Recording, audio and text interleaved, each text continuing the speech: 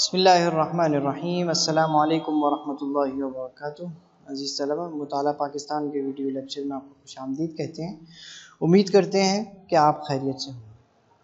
عزیز طلبہ، ہم جو موضوع پڑھ رہے تھے مطالعہ پاکستان میں، وہ پاکستان میں بنیادی حقوق اور آئینی تحفظات کے حوالے سے تھا، جس میں ہم نے گزشتہ جو کلاسز تھیں اس میں جو حقوق تھی اس کی اقسام جو ہے وہ آپ کے سامنے رکھی تھی کہ اس کی دو اقسام ہوتی ہیں، اخلاقی حقوق اور قانونی حقوق۔ اور پھر اس کے بعد ہم نے قانونی حقوق کی جو بہت ساری اقسام تھیں وہ آپ کے سامنے رکھی تھی۔ اس کے اندر معاشرتی حقوق ہیں اور سیاسی حقوق اور معاشی حقوق۔ اور معاشرتی حقوق جو تھے وہ ہم نے آپ کے سامنے گزشتہ جو ہمارا ویڈیو لیکچر گزرا ہے، جو کہ آپ نے دیکھ لیا ہوگا، تو اس کے اندر ہم نے اس کو آپ کے سامنے رکھا تھا۔ تو آج ہم سیاسی حقوق اور جو معاشی حقوق ہیں اس کو ہم آج اس کا جائزہ لیں گے۔ تو عزیز طلبہ، معاشی حقوق پاکستان کے اندر جو بنیادی حقوق ہیں 1973 کے حوالے سے، تو اس میں ہم نے آپ کے سامنے کل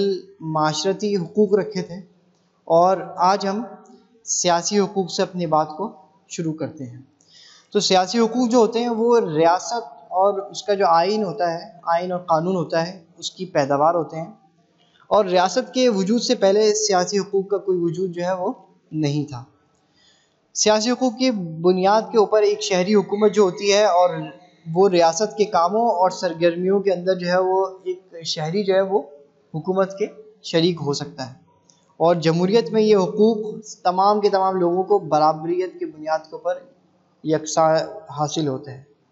جبکہ جو آمریت ہوتی ہے، ڈکٹیٹرشپ جس کو کہتے ہیں، اس میں سیاسی حقوق کا جو کانسیپٹ ہے وہ ناممکن ہے،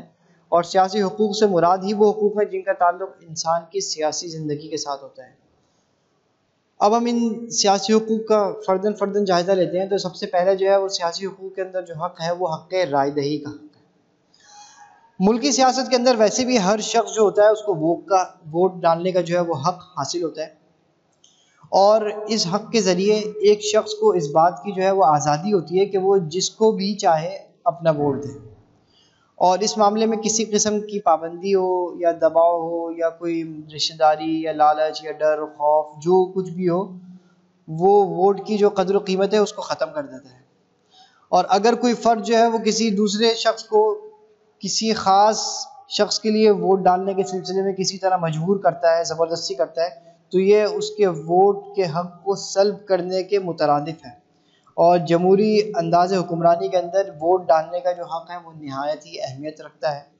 کیونکہ اسی حق کی بنا پر آپ اس قابل ہوتے ہیں کہ کسی غلط نمائندوں کو ہٹا کر اس کی جگہ ایک ایسے لائق آدمی کو حکومت سونپ سکے جو آپ کی خدمت جو ہے وہ کر سکے۔ اور ووٹ کا حق جو ہے وہ ایسی طاقت بھی ہے جس کے بلبوتے کے اوپر عوام جو ہے وہ خود غرض جو حکومتیں ہوتی ہیں ان کے خلاف پرامن انقلابات جو ہے وہ بھی برپا کر سکتی ہیں۔ ہر شخص کو ویسے بھی ہم یہ کہہ سکتے ہیں کہ یہ حاصل ہے کہ وہ حکومت کے کاموں میں بالواسطہ طور پر حصہ لے یا بلا واسطہ طور کے اوپر حصہ لے، اور جس طرح سے بھی وہ چاہے اپنے حق کو استعمال کرے۔ البتہ جو عادی مجرم ہوتے ہیں یا جو غیر ملکی ہوتے ہیں وہ ووٹ کے حق کو استعمال نہیں کر سکتے ہیں، اور یہ بھی یاد رہنا چاہیے کہ شہریوں کا جو حق ہے، حق رائے دہی ہے، وہ بالکل بیکار ہو جاتا ہے اور اگر ملک میں انتخابات کا ہی کوئی سلسلہ نہ ہو، اور حق رائے دہی کے ساتھ ساتھ مقررہ مدت کے بعد انتخابات کا ہونا بھی جو ہے وہ ضروری ہوتا ہے، اور اس کے اندر پھر ہر شخص کو یہ حق حاصل ہوتا ہے کہ وہ انتخاب میں اگر بطور امیدوار حصہ لینا چاہتا ہے تو اس صورت میں حصہ لے لے، اور کسی جماعت کے حوالے سے اگر نمائندگی کرنا چاہتا ہے تو وہ کر لے، اور اگر آزاد کھڑا ہونا چاہتا ہے تو آزاد بھی وہ کھڑا ہو سکتا ہے۔ بہرحال جو شرائط اور ضوابط ہیں ان کو ملحوظ خاطر ہر فرد کو رکھنا پڑتا ہے۔ اس کے بعد ہم دوسرا اگر حق دیکھیں تو وہ حق انتخاب و نمائندگی کا حق ہے۔ سیاسی میدان میں شہری کا دوسرا حق جو ہے وہ حق انتخاب و نمائندگی ہے، جس کے ذریعے ایک آدمی الیکشن میں بطور امیدوار کھڑا ہوتا ہے، اور وہ پھر ملک و ملت کی خدمت جو ہے وہ کر سکتا ہے، اور اس امر کے لیے کوئی خاص شرط جو ہے وہ موجود نہیں ہے۔ جو بھی شخص اپنے آپ کو نمائندگی کے قابل سمجھتا ہو وہ الیکشن میں حصہ لے سکتا ہے، بشرطے کہ وہ بالغ ہو، عاقل ہو، اور علاقے کی ووٹر جو فہرست ہوگی اس کے اندر اس کا نام بھی شامل ہو۔ اور یہاں پر ہم نے آپ کے سامنے یہ بات بھی پہلے رکھی ہے کہ حکومت ملک کے اندر ایسے حالات پیدا کرے کہ ہر شخص جو ہے وہ آزادانہ طور کے اوپر الیکشن بھی لڑ سکے۔ اور موجودہ دور میں الیکشن لڑنا ہر شہری کے بس کا روگ نہیں ہے، اور عملی میدان میں حق نمائندگی اس وقت تک وقت نہیں رکھتا جب تک حالات جو ہے وہ خوشگوار نہیں ہوتے۔ اور اگر کوئی شخص جو ہے وہ بہت امیر ہو تو اس کے خلاف اگر کوئی غریب آدمی کھڑا ہو جائے تو آج کل کے حالات میں تو ویسے بھی یہ ہم مطلب تصور بھی جو ہے وہ نہیں کر سکتے۔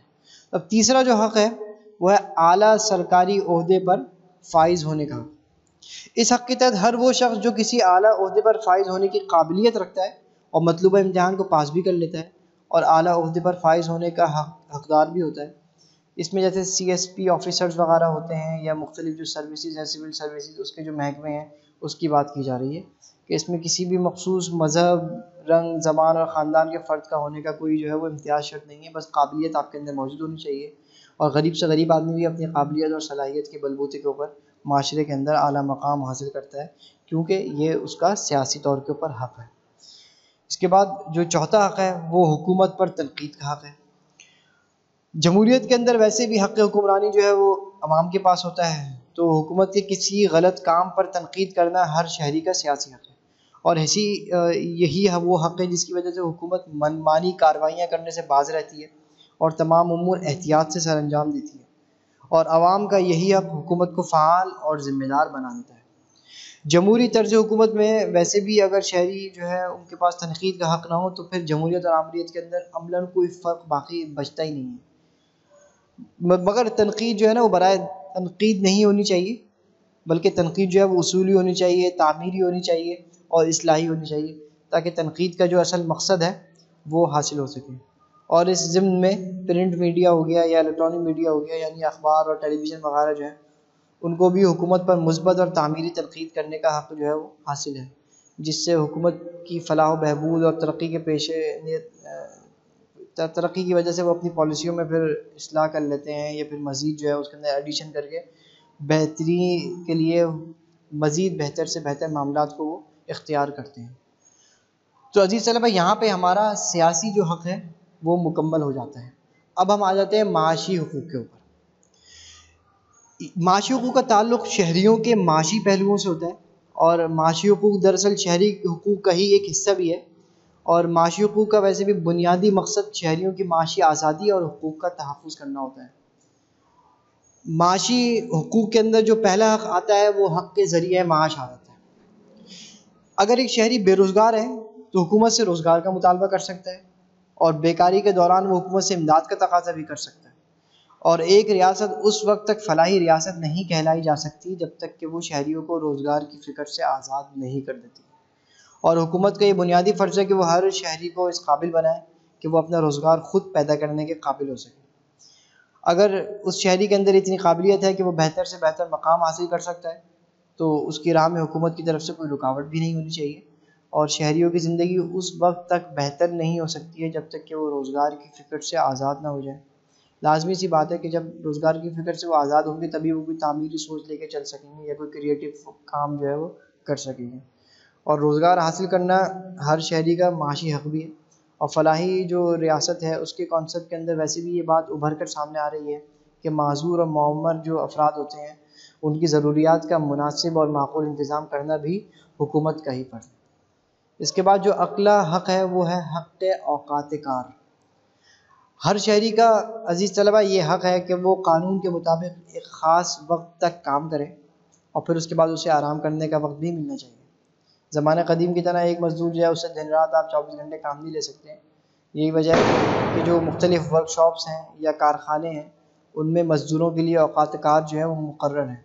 اور کارخانے کا جو مالک ہے وہ مزدور سے 8 گھنٹے سے زیادہ کام نہیں لے سکتا ہے،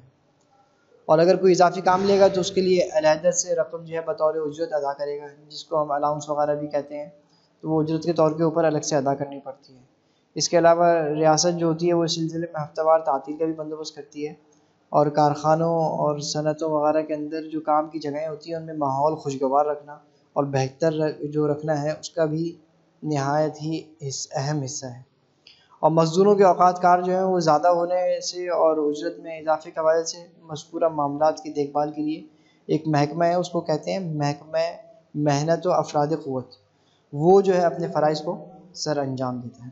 تو عزیز طلبہ، یہاں پہ ہمارے جو معاشی حقوق ہیں وہ بھی اختتام پذیر ہوتے ہیں، اور انشاءاللہ اگلے لیکچر میں ہم 1973 کا جو آئین پاکستان ہے اس کے تحت جو بنیادی حقوق حاصل ہیں اس کے حوالے سے ہم مزید بات کریں گے۔ تو انشاءاللہ